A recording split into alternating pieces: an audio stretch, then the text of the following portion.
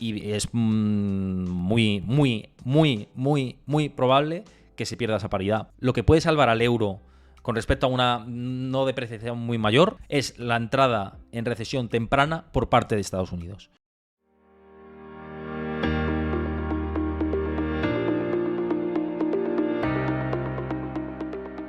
Me habéis escrito bastantes por privado con respecto a cómo está viendo la situación con el euro dólar. ¿Cómo está la situación? ¿Cómo lo veo yo a nivel personal? ¿Hasta dónde puede haber caída si la hay? ¿O si puede permanecer o mantenerse? Lo que sí que estamos viendo es que el RSI está marcando una sobreventa extrema y que que podría esperarse en el corto plazo un rebote, quizá al 1.03 o 1.04 de nuevo.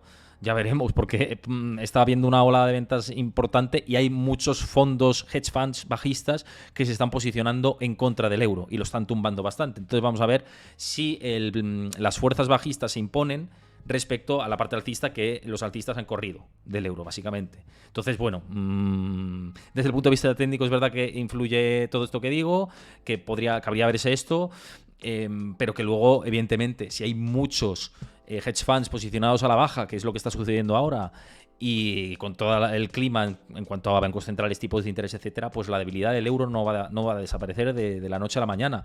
Y es muy, muy, muy, muy, muy probable que se pierda esa paridad, por lo menos de manera coyuntural.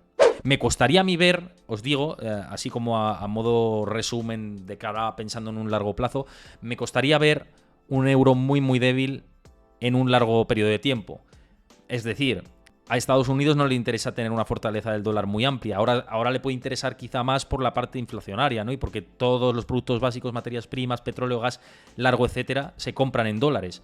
A ellos les viene bien, en un entorno así, de esta más incertidumbre, tener una fortaleza, ¿no? en su moneda, en su divisa, ¿no? Desde el punto de vista de la inflación. Pero de cara al largo plazo, de cara a las exportaciones, y Estados Unidos exporta mucho, y está exportando mucho gas licuado a Europa, petróleo, etcétera, ¿no? Entonces le interesa no tener mucho tensionamiento dentro de su mercado de divisas. Entonces, que podamos romper esa paridad, lo veo de manera puntual. Ya los analistas están un poco en consenso en que en agosto se va a alcanzar la paridad y quizá perderla al 0,98, 0,95 por ahí. Ese es un poco el consenso que se está viendo.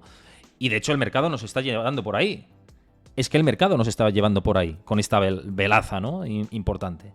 Una vela que, por cierto, con mucha sobreventa y que posiblemente revierta en corto plazo y luego vuelva para abajo. Ya veremos, ¿eh? Esto es mi teoría a nivel técnico, según lo que estoy viendo, y el retroceso, y es verdad que viene muy sangrante. El Banco Central Europeo, yo creo que cuando empieza a subir tipos y llega a ese umbral del 1, 1,5, ya 2, con el tensionamiento que hay, es que va a entrar en recesión la Unión Europea, con la situación de guerra, luego viene la parte de suministros del invierno y tal. Bueno, es verdad que ese tensionamiento monetario equilibrará la balanza entre el euro y el dólar, o debería equilibrarlo algo, y hay que ver cómo se posicionan los fondos, ¿no? Como os decía anteriormente. Pero no puede haber un sesgo, por ejemplo, hacia el 0,70 a 0,80. Entre el 0,95 y 1,05 podría ser una horquilla entre el que se mueve el euro dólar sobre el escenario actual. Para mí, que yo voy para allá dentro de poquito, que viajo a Estados Unidos, pues peor noticia, porque tendré que cambiar a un tipo muy, muy malo, ¿no? Y ya tengo que pensar en mi cabeza en un euro es un dólar.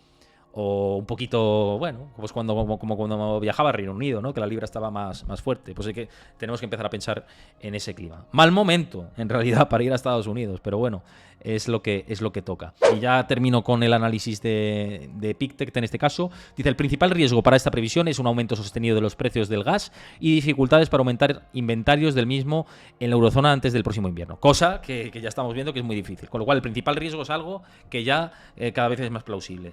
Otros riesgos importantes son un fracaso del Banco Central Europeo para crear una herramienta creíble antifragmentación de la deuda. Ya veremos esta parte.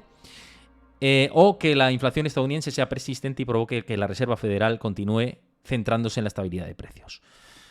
Vale, esta parte yo creo que es menos probable por el hecho de que Estados Unidos cada vez se encamina más a una recesión y eso al final ajusta los precios, termina ajustándolos. Pero es verdad que en la Unión Europea pues tenemos más dificultades, ¿no?